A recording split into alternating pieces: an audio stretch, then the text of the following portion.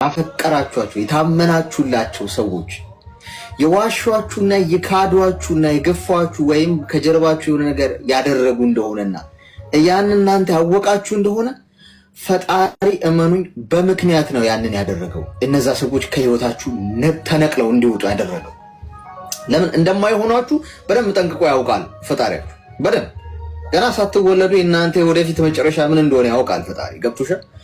ይሄ ሰው ከዚህ ሰው ጋር ብትሄጂ መጥፊያሽ እንደሆነ ካወቀ ፈጣሪ በዚህም በዛም ሆነ ከህይወትሽ ተሽቀንጥሮ እንዲወጣ ያደርግልሽ።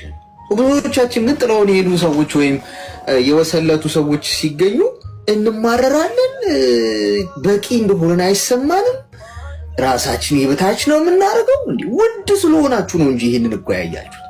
በቂ ያልሆነው እኮ የዋሸውና የካደው ሰው እኮ ነው።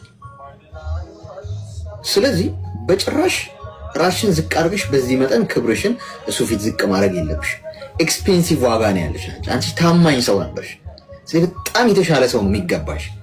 ከዚህ ሰው ጋር ምድር ላይ አንቺና እሱ እንኳን ብትቀሩ ይህንን ሰው ማግኘት የለብሽም።